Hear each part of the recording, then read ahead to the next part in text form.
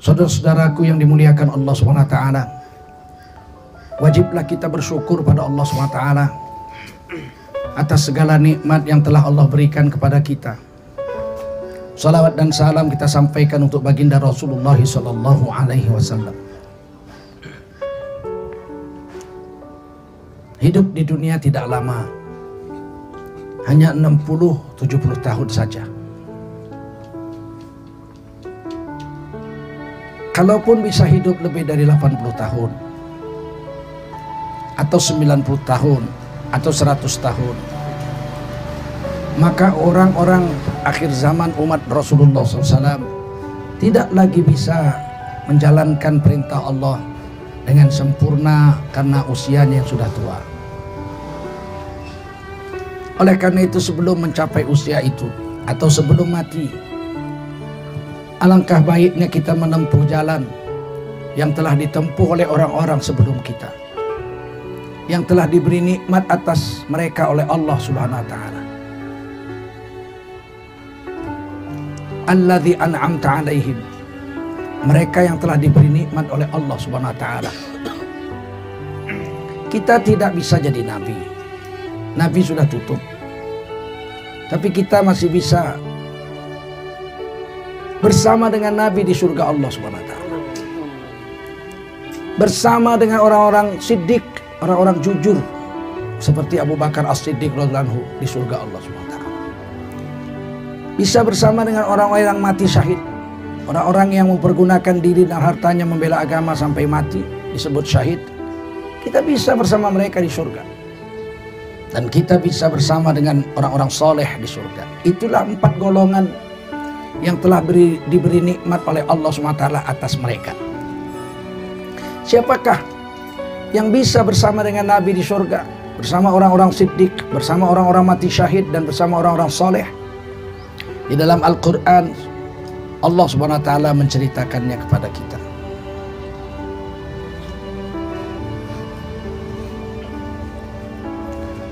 Wa may yuti'illaha war rasul, siapa yang seumur hidupnya bisa taat pada Allah dan Rasul,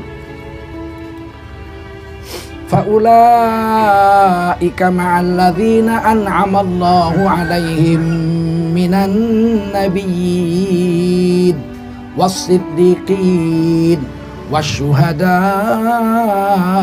was-salihin wa hasuna ulaika rafiqa. Barang siapa yang bisa taat pada Allah, pada Rasul seumur hidupnya, maka mereka ini orang-orang yang mati-matian mentaati Allah dan Rasul seumur hidupnya. Jika mereka mati, mereka akan dikumpulkan bersama dengan nabi-nabi. Ada 124.000 nabi dan Rasul yang pernah diturunkan ke dunia. Orang-orang yang mati-matian mencoba mentaati perintah Allah di dunia ini, seumur hidup mereka akan mati dimasukkan dalam surga Firdaus bersama dengan nabi-nabi dan rasul-rasul. Was-siddiqin, bersama orang-orang siddiq seperti Abu Bakar Siddiq radhiyallahu anhu. Siddiq ini artinya jujur seumur hidup, tidak pendusta, tidak penipu, bukan pembohong. Orang-orang yang jujur pada dirinya, jujur pada istrinya, jujur pada suaminya, jujur pada anak-anaknya, jujur kepada gurunya, jujur kepada tetangganya. Orang-orang yang jujur, siddiq, ini satu derajat saja di bawah baginda Rasulullah SAW. Wasyuhada, yang ketiga golongan orang yang mati syahid. Mungkin susah bagi kita untuk mati syahid. Kita tidak punya musuh sekarang, tidak ada yang mau berperang dengan kita sehingga kita bisa menempuh mati syahid. Akan tetapi kita bisa digolongkan dalam golongan orang yang syahid. Jalannya tidak ada jalan lain, taati Allah dan Rasul seumur hidup. Dan kita minimal akan dimasukkan ke dalam golongan orang-orang soleh, yaitu orang-orang yang seumur hidupnya mencoba mentaati Allah dan Rasulnya. Tidak ada manusia sempurna, betul. Semua manusia penuh dengan kelemahan, betul.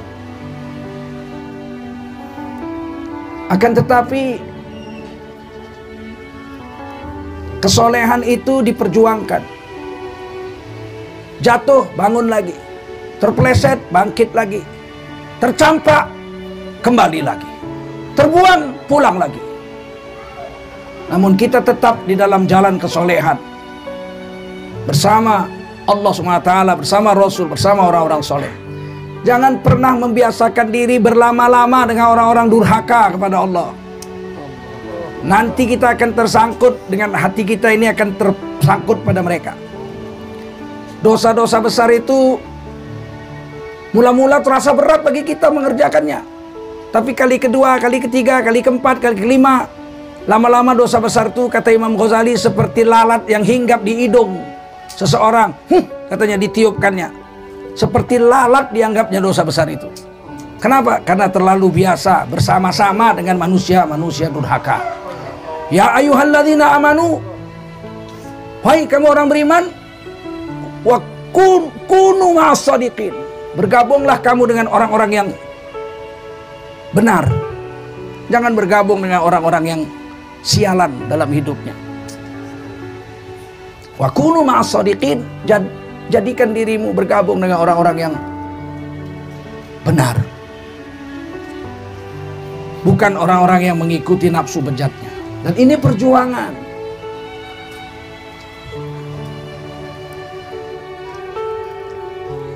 Saudara-saudaraku yang dimuliakan Allah Subhanahu wa taala,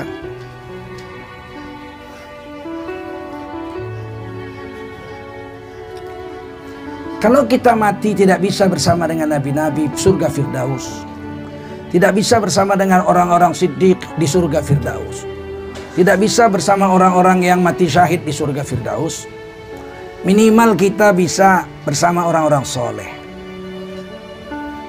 Dan orang-orang soleh ini pun diceritakan dalam Quran, mereka tidak sendirian, mereka akan bersama-sama dengan keluarga besarnya. Orang-orang soleh diletakkan di sebuah surga namanya Jannatun Adn, khusus untuk orang-orang soleh.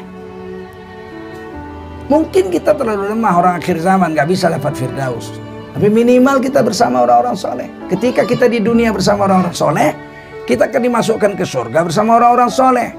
Surga orang-orang soleh namanya Jannatun Adn, ditulis dalam Quran surah Ar-Ra'd, Jannatu adni yadkhulunaha wa man salaha min abaihim wa azwajihim wa dhurriyyatihim wal malaikatu yadkhuluna alaihim min kulli bab salamun alaikum bima sabartum fa ni'ma uqbad dar. Jannatun Adn itu disediakan Allah untuk orang-orang soleh. Mereka akan masuk surga. Ke dalam surga Jannatun Adn itu yaitu mereka orang-orang soleh. Bersama siapa? Wa min abaihim, bersama bapak mereka, kakek mereka, buyut-buyutnya, buyut-buyutnya yang soleh-soleh. Wa azwajihim, istrinya, istri anaknya, istri cucunya, istri pamannya, istri kakeknya, istri buyutnya. Wa dzurriyyatihim, bersama anaknya, cucunya, cicitnya yang soleh-soleh. Mereka akan masuk dalam surga Aden. Sebelum mereka pulang ke istananya masing-masing, maka Allah sediakan sebuah istana yang sangat besar milik keluarga untuk reuni dulu. Masya Allah. Orang-orang soleh sebelum pulang ke istana masing-masing bersama istrinya, mereka dikumpulkan dulu di sebuah istana besar. Bapaknya, kakeknya, buyutnya, anaknya, cucunya, cicitnya, menantunya, mertua, mereka semua kumpul dulu satu istana besar yang terdiri dari ribuan pintu tidak terhitung. Kemudian malaikat-malaikat menyerbu setiap pintu itu. Wal malaikatu yadkhuluna alaihim min kulli bab. Malaikat-malaikat menyerbu dari setiap pintu-pintu surga istana yang ada di Jannatun Adn itu.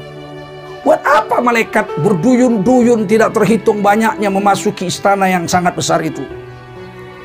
Malaikat hanya ingin mengucapkan selamat. Salamun alaikum. Salam sejahtera bagi kamu semua keluarga soleh.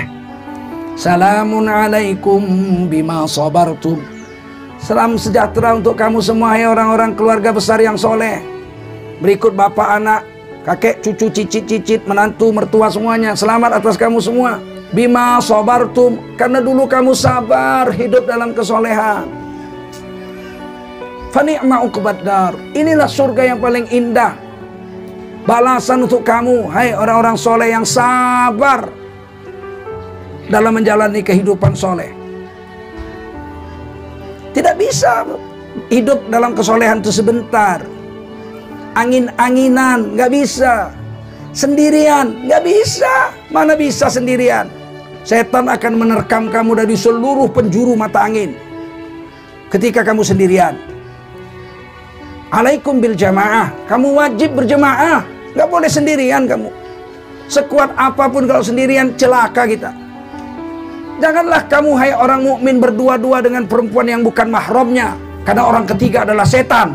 Nggak bisa, sendiri-sendiri itu nggak bisa. Kita insan yang lemah, dhaif, wa kanal insana dhaifa.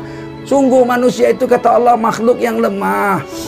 Alaikum bil jamaah, mesti rame-rame berjamaah baru kuat. Seperti baterai, senter. Dulu senter pakai baterai. Satu senter itu 2 baterai, ada yang satu senter 4 baterai.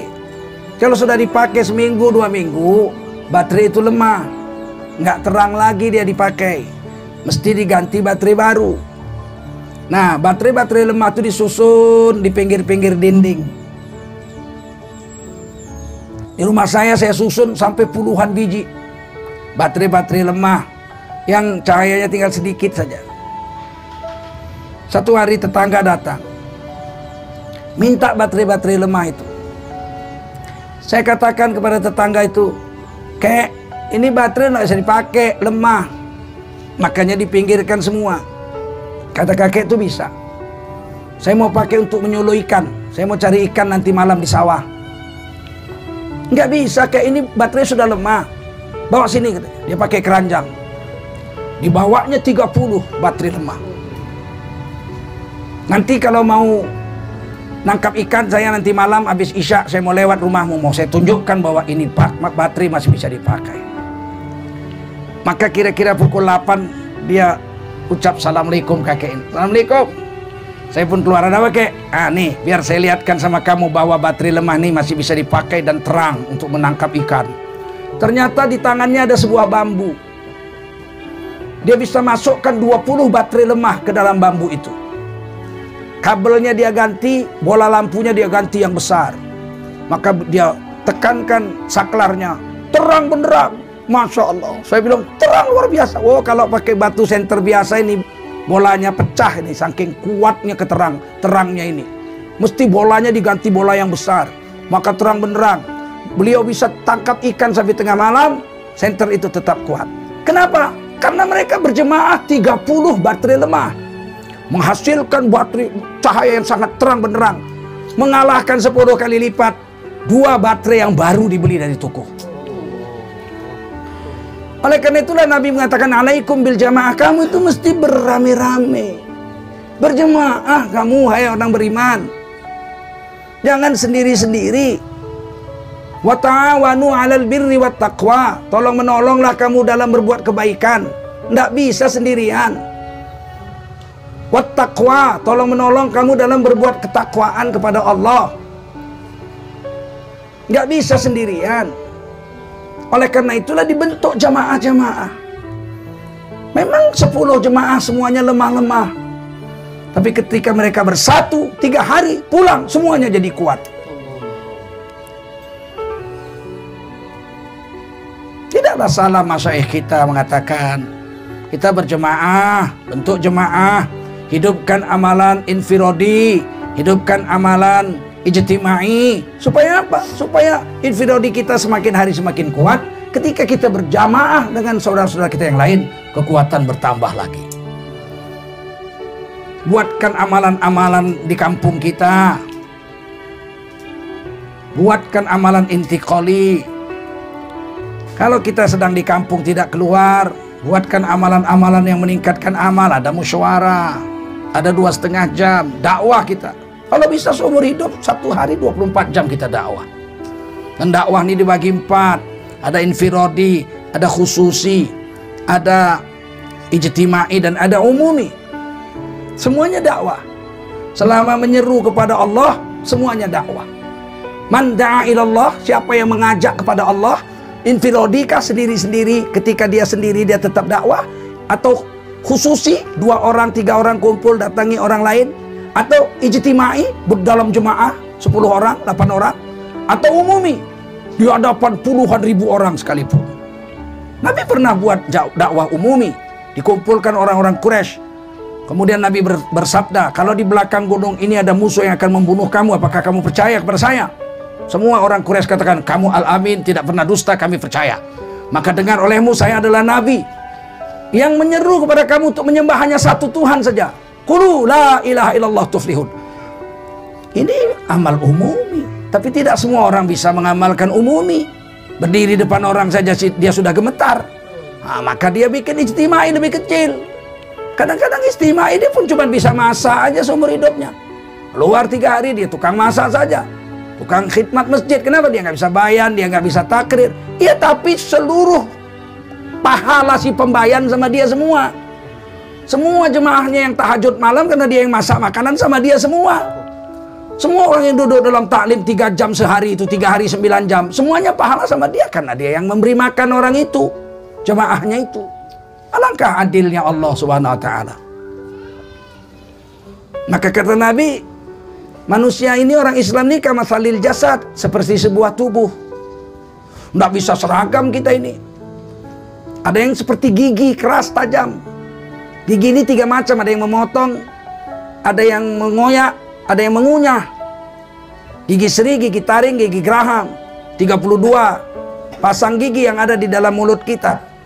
Gigi yang paling hebat, dia bisa menghancurkan makanan-makanan yang keras, alot, semua dia bisa potong, dia bisa koyak, dia bisa kunyah, masuk dalam perut sehingga tubuh kita sehat, masuk makanan.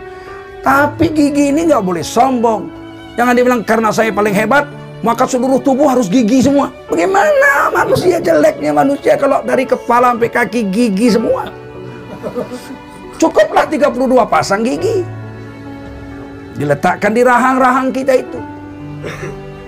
Di dalam mulut ada lidah. Lidah bilang saya paling hebat, saya bisa bicara, saya bisa meyakinkan orang, saya bisa dakwah, ngomong, ngajak kepada Allah, saya bisa zikir, saya bisa baca Quran. Ini lidah, ini paling hebat, ini lidah. Bagaimana kalau seluruh tubuh kita lidah semua? Jijik pun orang lihat kita terjulur-julur lidah tuh, jalan dengan lidahnya. Gimana? Kata kaki, udah mulai besok kaki minta jadi lidah, udah jalan pakai lidah semua. Apa jadinya kita kalau kita ini seperti lidah semua? Lidah cukuplah satu. Meskipun dia hebat, bisa bicara, bisa zikir, bisa baca Quran, tetapi dia juga bisa bergunjing, dia bisa memfitnah. Maka lidah itu ditutup di dalam mulut, dikurung dengan 32 gigi. Jangan keluar kau. Ketika gigi kita rapatkan, ternyata lidah masih bisa bicara. Saya ini benci kali sama kau. Giginya dirapatkan masih bisa bicara. Maka Allah ciptakan 2 bibir. Kata Allah dalam Quran, walisana wa syafatain. Dan 1 lidah dikurung dengan 2 bibir. Ketika bibir mengatup, lidah tak boleh bicara lagi. Ada masanya lidah tidak boleh bicara. Ada masanya lidah boleh bicara. Kapan lidah boleh bicara? Ketika dia membicarakan yang benar-benar, yang baik-baik. Lebih baik bicara baik daripada diam. Bicara baik itu gold, diam itu silent is silver. Begitu bedanya dalam Islam. Kalau orang barat bilang silent is gold, diam itu emas. Salah. Dalam Islam, falyakul khairan, hendaklah kamu berkata baik. Kalau nggak bisa berkata baik, auliyasmud, baru kau diam. Jadi diam itu pilihan kedua. Makanya lidah itu dibolehkan, dia dilepaskan. Tuba liman amsaka fadla min lisani. Kata Rasulullah SAW, beruntunglah orang yang bisa menahan kelebihan daripada lidahnya. Lebih ngomong jadi jahat, tidak boleh. Lebih baik itu didiamkan. Tapi kalau lidahnya bisa berbicara yang baik, Nabi ketika sakaratul maut, Karena ruhun Nabi SAW fi sadrihi. Ketika ruh Nabi sudah sampai dada, perut sudah tidak ada ruh, paha dan kaki sudah tidak ada ruh. Ruh sudah dicabut sampai dada, sebentar lagi sampai leher, kemudian dicabut sampai kepala dan pulang kepada Allah. Ketika ruh Nabi sampai dada, Nabi masih bicara, ummati, ummati, umatku, umatku. Bicara baik. Ummati, ummati, umatku, umatku. As-sholat, as-sholat, jaga sholat, jaga sholat. Al-mar'ah, al-mar'ah, jaga perempuan, jaga perempuan. Nabi bicara, tapi yang dibicarakan baik. Nabi tidak bicara harta, Nabi tidak bicara anak, Nabi tidak bicara istri, Nabi tidak bicara pangkat, jabatan, rumah. Enggak. Yang Nabi bilang apa? Ummati, ummati, umatku, jaga sholat, jaga perempuan. Banyak ahli-ahli hadis menjelaskan tentang perkara ini. Kenapa mesti yang disebut itu sholat dengan perempuan? Orang-orang orientalis anti-Islam mengatakan Nabi gila perempuan, sampai sakaratul maut menceritakan perempuan. Orang-orang yang hatinya jernih, pikirannya lurus, iman penuh di dadanya, tidak makan yang haram, menghindarkan diri dari makan-makan subhat, babi, daging anjing, riba, dia hindarkan dirinya sehingga hatinya bersih. Dia dapat melihat bahwasanya yang dua disebut Nabi dia adalah dua tiang dalam kehidupan manusia. As-shalah, salat itu kata Nabi, as-shalatu imaduddin, salat itu tiang agama. Wa man aqamaha faqad aqamat din, wa man tarakaha faqad hadamat din. Salat itu tiang agama. Nabi menyebutkan tiang. Siapa menegakkan salat, dia telah menegakkan agama. Wa man tarakaha, siapa meninggalkan salat, dia telah menghancur leburkan agama. Jadi meninggalkan sholat bukan sekedar dosa meninggalkan sholat. Meninggalkan sholat dosanya menghancurkan agama. Kalau kita menghancurkan Ka'bah, dosanya besar sekali, tapi masih bisa dibangun. Masih bisa dibangun lebih cantik dari itu. Tapi kalau agama dihancurkan, siapa yang akan membangun lagi? Dulu, umat-umat dulu kalau agama dihancurkan mereka, Allah membunuh semua mereka, musnah. Hanya orang beriman aja yang selamat. Yang kafir-kafir, yang durhaka-durhaka dimatiin semua. Bahkan anak Nabi Nuh dengan istrinya dimatikan Allah. Dibuang dari dunia ini. Sampah-sampah itu. Tapi zaman kita nggak dibuang. Bertumpuk, mungkin lebih banyak sampahnya daripada orang baiknya. Allah tidak buang, ini ujian bagi kita. Untuk kita dakwah. Dulu kenapa dibunuh semua? Karena Nabi kalau sudah wafat nggak ada lagi kerja kenabian, umatnya tinggal ibadah aja. Kita nggak bisa. Kenapa mereka yang durhaka tidak dibuang, dibunuh oleh Allah? Supaya kita punya ladang dakwah, supaya kita bisa punya kerja Nabi. Kita kerjakan kerja Nabi zaman dulu untuk kita. Oleh karena itulah Allah SWT membanggakan orang-orang akhir zaman ini. Kuntum khaira ummah. Allah jadikan kamu umat terbaik. Ada 3 kerja di situ. Ta'muruna bil ma'ruf wa tanhauna 'anil munkar wa tu'minuna billah. Kamu memerintahkan yang ma'ruf, mencegah yang munkar, beryakin dan beriman kepada Allah SWT. Kamu jadi umat terbaik. Apa sih hebatnya umat terbaik? Kata Nabi, miftahul jannah biyadi, kunci surga di tanganku, kata Nabi. Tidak boleh masuk surga kecuali aku dan umatku terlebih dahulu. Umat dulu, nabi 124.000 nabi tidak boleh masuk surga sebelum Nabi Muhammad masuk surga terlebih dahulu. Wa ma'iyya bi 70.000 min ummati. Bersamaku, kata Nabi, bersamaku 70.000 umatku. Ada umat Nabi yang mendului Nabi Musa, mendului Nabi Isa, mendului Nabi Adam masuk surga. 70.000 orang, 70.000 orang. 70.000 orang. Bisa ba'ina alaf, 70.000 orang bersama Nabi. Lebih dulu dari Nabi Adam, lebih dulu dari Nabi Ibrahim, lebih dulu dari Nabi Ishak, lebih dulu dari Ismail alaihissalam, semuanya. Siapa ini mereka ini? Kata Nabi, umatku. Umat Nabi yang kayak mana yang bisa masuk surga mendului Nabi-Nabi dulu? Umat Nabi yang mengerjakan pekerjaan Nabi dulu-dulu. Kalau cuma ibadah, diproteslah kita sama umat Nabi Nuh. Kau masuk surga duluan dari aku, sedangkan sholatku lebih banyak dari kamu. Kamu 60 tahun, 70 tahun sudah mati. Kami ini sholat aja 900 tahun. Gimana kita mau duluan masuk dari mereka? Kemenangan kita kerja dakwah.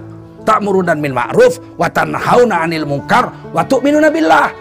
Itu yang tidak dilakukan orang-orang dulu.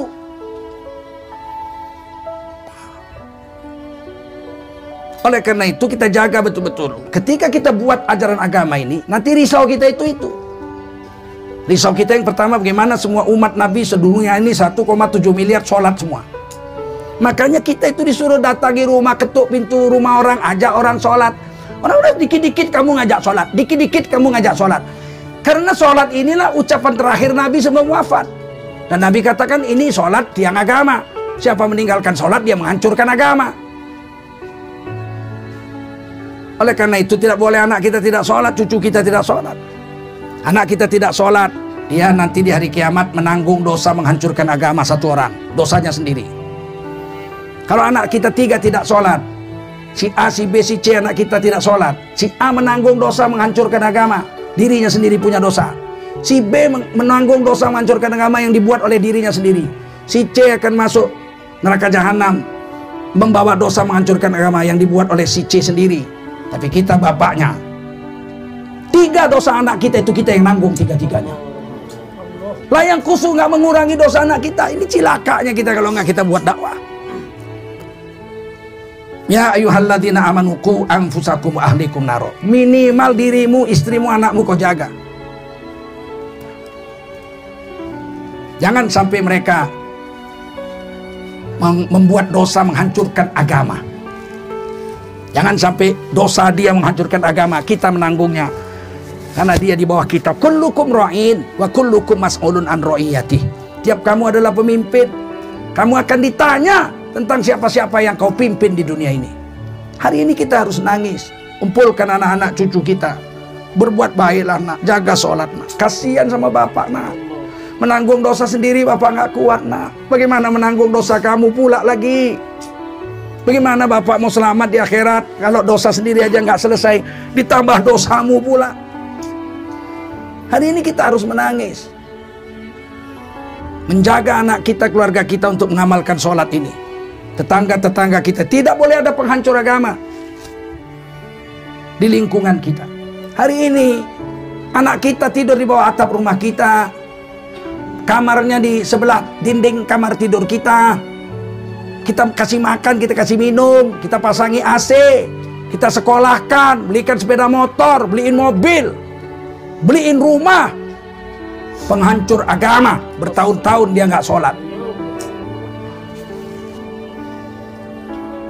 Yang kedua yang diucap Nabi adalah perempuan, al-mar'ah. Al-mar'ah, kenapa Nabi sebut perempuan? Karena perempuan ini tiang. Al-mar'ah iwadul bilad, ini perempuan tiang negara. Wa idza saluhatil bilad, kalau perempuan baik, negara itu baik. Wa idza fasadatil bilad, kalau perempuan rusak, negara rusak. Jadi bukan rumah tangga yang rusak kalau perempuan rusak, negara hancur lebur, rontok ini negara kalau perempuan di negara ini rusak. Perempuan ini harus dibawa keluar dalam lingkungan yang paling soleh, yang paling baik. Dikurung dia, tidak melihat laki-laki, laki-laki tidak melihat dia, agar hatinya bersih. Sebab wanita yang tidak lihat laki-laki dan tidak dilihat laki-laki adalah wanita keramat, karomah. Siapa wanita yang tak pernah dilihat laki-laki dan tidak pernah melihat laki-laki? Yang ada di Quran disebut salah satunya adalah Siti Maryam. Siti Maryam alaihassalam lahir dari seorang laki-laki soleh, Imran namanya, imam besar Masjidil Aqsa. Istrinya sangat solehah, siang malam zikir. Ketika beliau hamil, suaminya wafat. Dialah menanggung hamilnya sendiri tanpa suami. Siang dan malam beliau membaca kitab Zabur, kitab Taurat dibaca, diperdengarkan suara kepada bayinya. Dan setiap saat dia berdoa. Doanya ditulis di Quran. Saking hebatnya doa ini. Rabbi inni nazartu laka ma fi batni muharraran fataqabbal minni innaka antas samiul alim. Wahai Tuhanku, anak yang di dalam kandunganku ini ku nazarkan kalau lahir 100% akan ku sedekahkan untuk menjadi pembela agamamu. Tidak usah cari makan untuk saya walaupun saya janda. Saya bisa hidup dengan makan saya cari sendiri. Anakku ini kalau lahir 100% lebih baik jadi pembela agama saja. Tidak usah mikirkan makan untuk aku. Fataqabbal minni, terimalah nazarku ini ya Allah.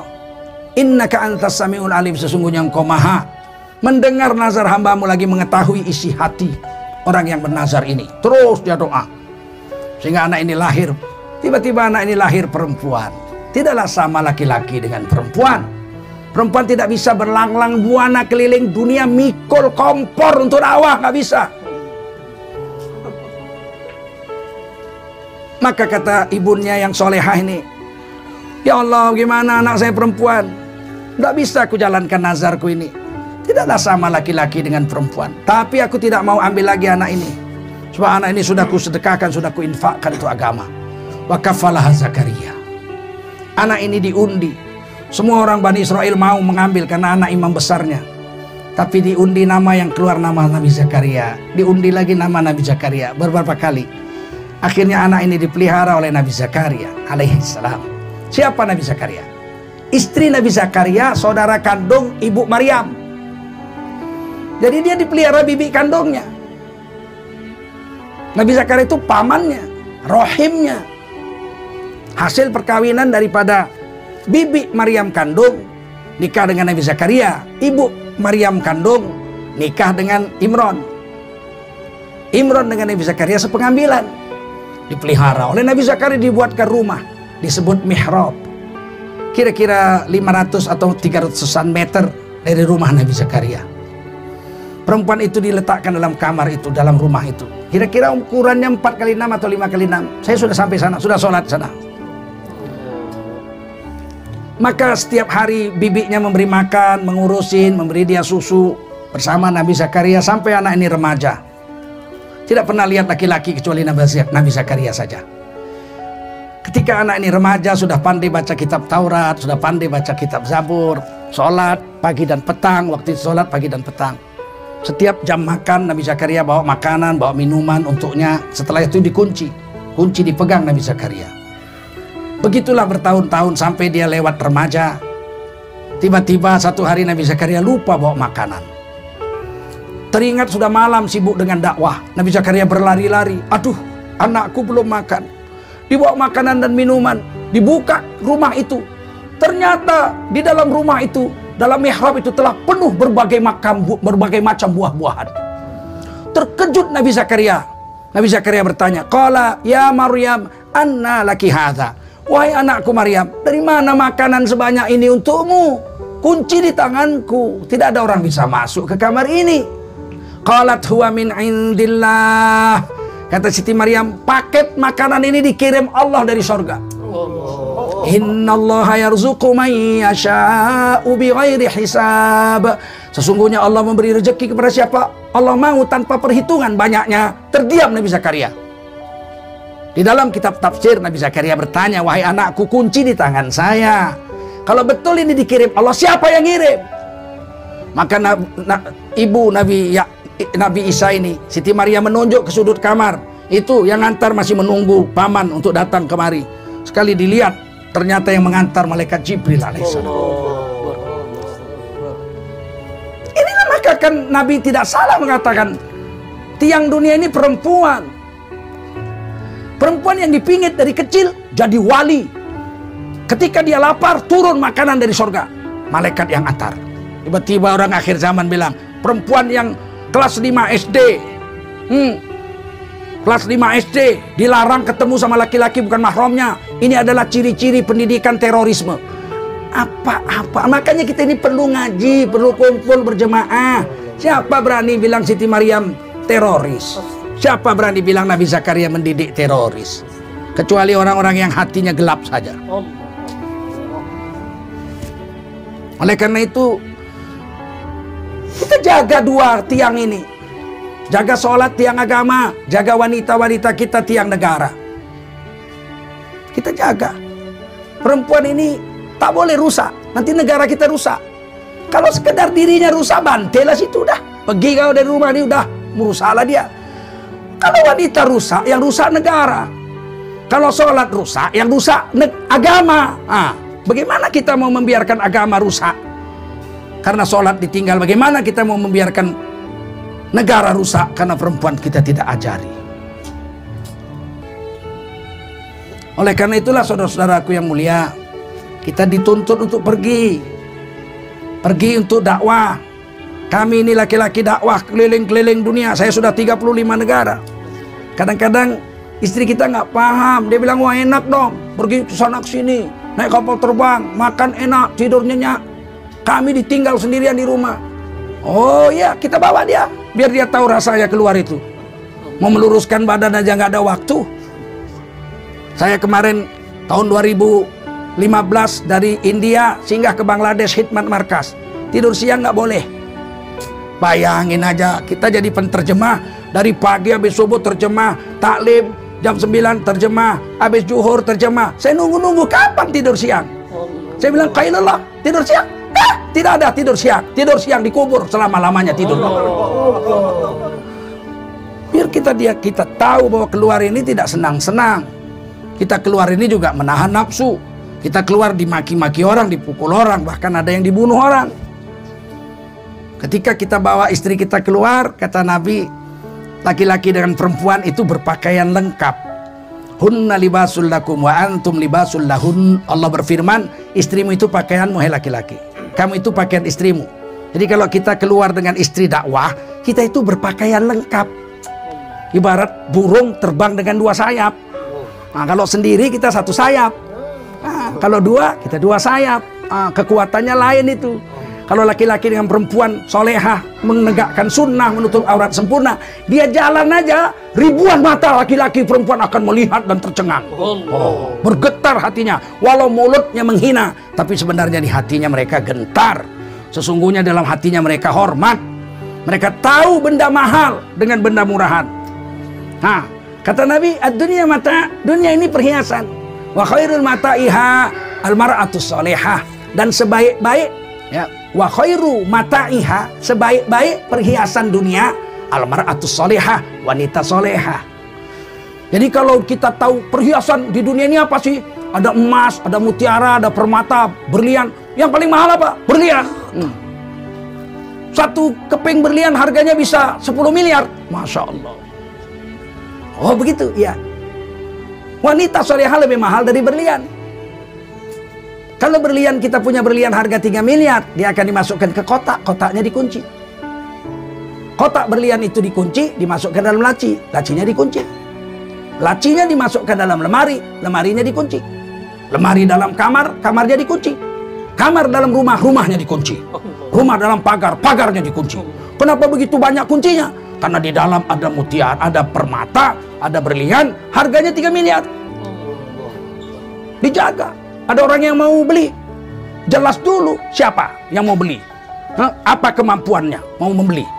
Siapa orangnya, keturunan baik-baik atau enggak, dilihat dulu. Udah oke, lulus seleksi, baru boleh lihat. Cuma lihat aja. Lihat nih, nggak boleh kau pegang-pegang. Lihat, kalau mau kau pegang, kau beli dulu. Begitu wanita soleha itu. Dan kau pegang-pegang, kau jumpa di jalan, kau pegang-pegang. Ini bukan kuini. Kau pegang-pegang, kau cium-cium, habis itu nggak enak, letakkan. Remuk kuini itu seminggu. Ini benda mahal, bukan batu kerikil. Kalau permata disimpan dalam kotak. Kalau kerikil, beli kerikil 1 truk, turunkan di halaman, pakai kaki nyekopnya. Ini memang namanya kerikil kok. Ini istri-istri kita ini, anak-anak perempuan kita ini permata terbaik sedunia. Wa khairu mata'iha al-mar'atus solehah. Perhiasan termahal bukan permata berlian. Perhiasan termahal adalah wanita yang solehah. Satu wanita solehah doa lebih manjur dari 70 doa wali. 70 wali doa sekaligus. Di sampingnya ada satu perempuan di kamar sebelahnya doa. Lebih dulu doa satu wanita soleha sampai kepada Allah daripada 70 doa wali. Oleh karena itu jangan disia-siakan dia. Udah punya wanita soleha ditampar. Haram menampar wajah. Kita naik kuda, kuda nggak mau lari. Kita tampar wajahnya, berdosa kita. Lata dribul wajah. Haram memukul wajah. Memukul wajah kuda supaya dia lari. Kuda itu kita punya, kita yang kasih makan, kita kasih minum, kita pukul wajahnya, kita berdosa di sisi Allah SWT. Apalagi memukul wajah perempuan istri kita. Boleh wanita dipukul wajahnya 1000 kali sehari, tapi mukulnya pakai hidung. Nah,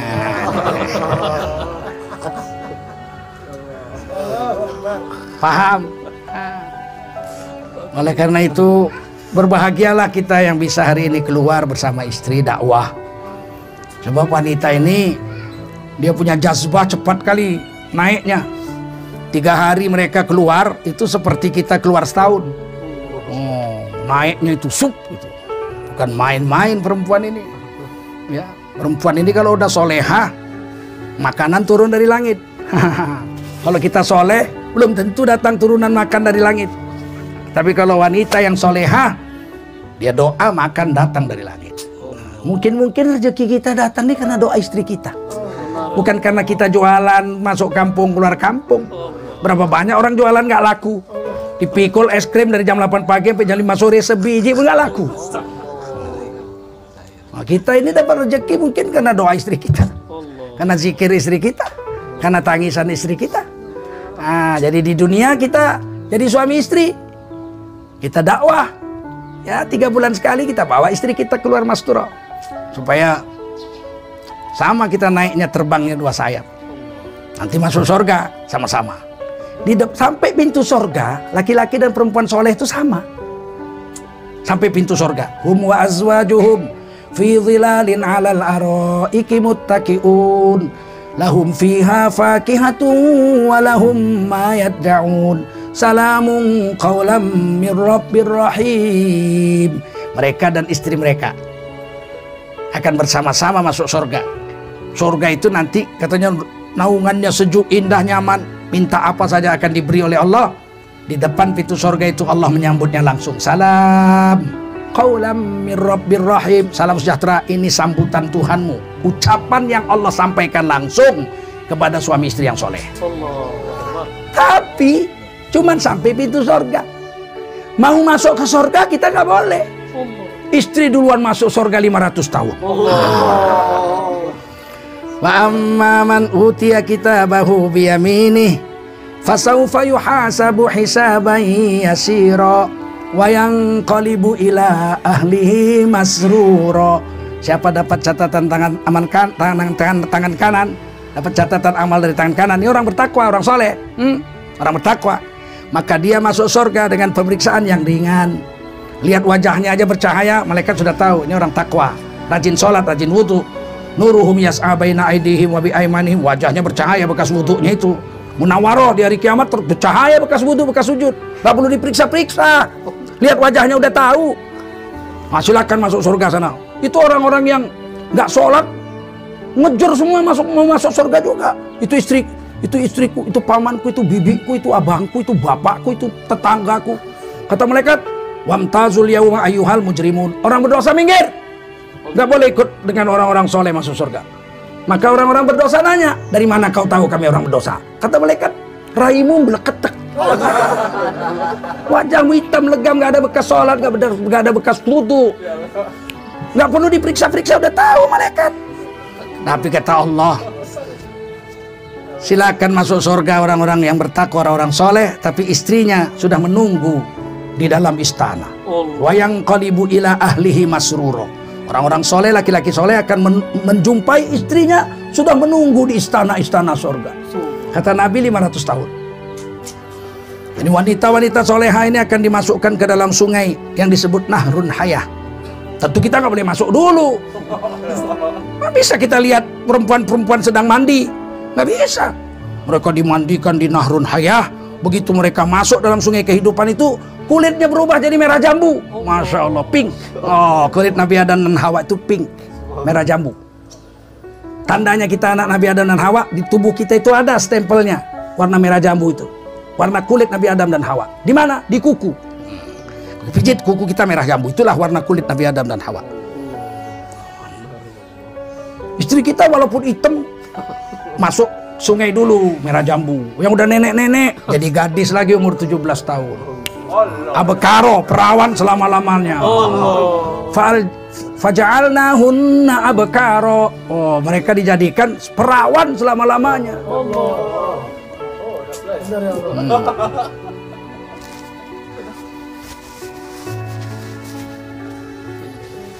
Siapa itu orang-orang yang perawan selama-lamanya? Li ashabil yamin, untuk orang yang mendapat catatan amal dari tangan, karena jadi istrinya duluan masuk. Muda, umur 17 tahun. Perawan selama-lamanya. Dipakein baju sutra 70 lapis. Warna hijau. Kamarnya itu beribu-ribu kamar. Ada kamar terbesar di tengah-tengah istana terbuat dari yakut merah. Pakaian istri kita hijau, tempat tidurnya merah. Bagaimana cantiknya itu. Dia menunggu 500 tahun. Mana lakiku kok belum sampai-sampai. Padahal dari pintu surga tadi sama-sama. Masya Allah. Begitu suaminya masuk ke halaman surga, malaikat sudah menunggu. Diberi minum jamu 1 botol. Jamunya itu disegel, segelnya dari minyak kasturi. Khitamuhu misk wa fi dzalika falyatanafasil mutanafisun. Wah, dikasih minum. Ini minum jamu duluan. Kamu mau jumpa istrimu, mau senang-senang, perlu kuat. Wah, kalau nggak minum jamu nanti loyo kamu, loyo. Masya Allah, dikasihlah minum jamu. Begitu dia minum, selama-lama-lamanya kuat terus. Oh. Baru dia masuk ke surga. Dan sampai halaman surga dia lihat seorang hur, satu bidadari, penjaga taman. Dia ternganga 70 tahun. Saking cantiknya. Disentuh bahunya terkejut. Kamu siapa? Istriku. Bukan, saya pelayan, tukang jaga taman. Istriku mana? Sudah menunggu tuan 500 tahun yang lalu. Di dalam istana surga dia berlari-lari. Kata Nabi, Nisaul Jannah afdalu min hurun.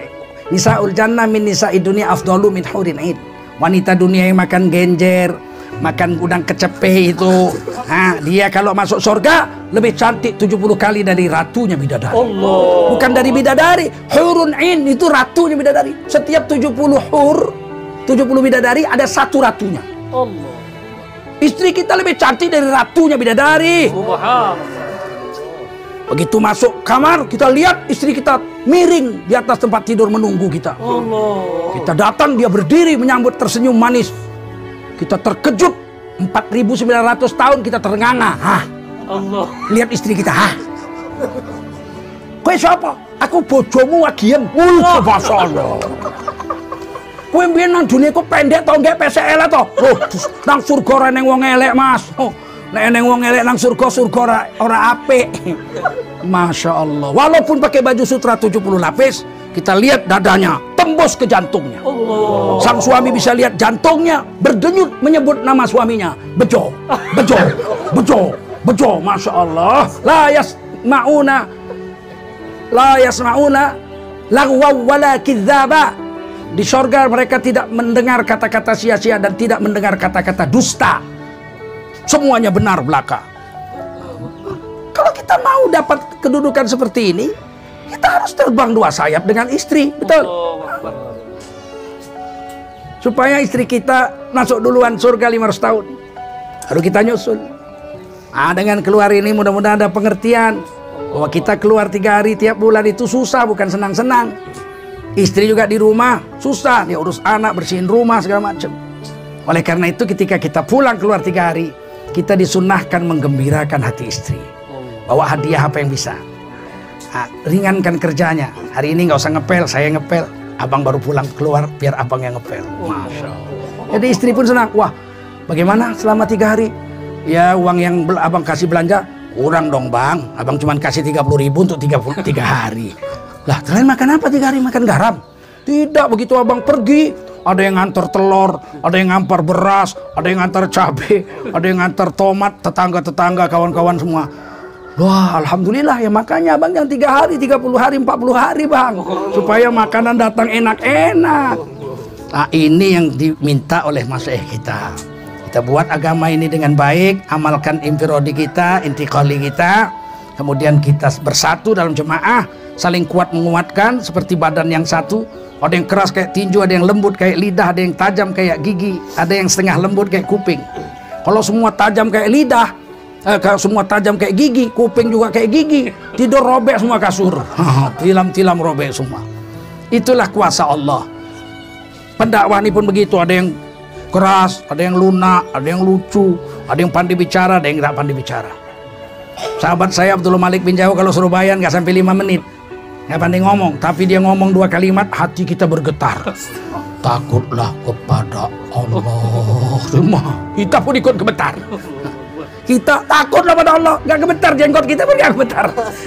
Orang apalagi kita aja yang ngomong nggak takut.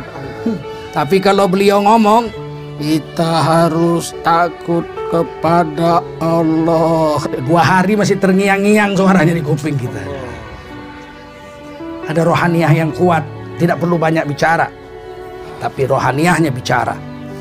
Pak Tamim goyang-goyang kepalanya, sarafnya dipukul tengkuknya. Tapi kemana ada istimak dia ada. Kita ke Jakarta dia ada. Kita ke Cikampek dia ada. Kita ke Sidikalang dia ada. Naik apa? Ya naik apa yang ada katanya. Masya Allah. Pakai ongkos? Ya pakai ongkos. Pakai la ilaha illallah Muhammadun Rasulullah. Tiba-tiba ada di India. Pak Tamim sampai India. Naik apa? Naik la ilaha illallah Muhammadun Rasulullah. Masya Allah. Wafatnya sedang sujud, sholat tahajud kepada Allah Subhanahu wa taala.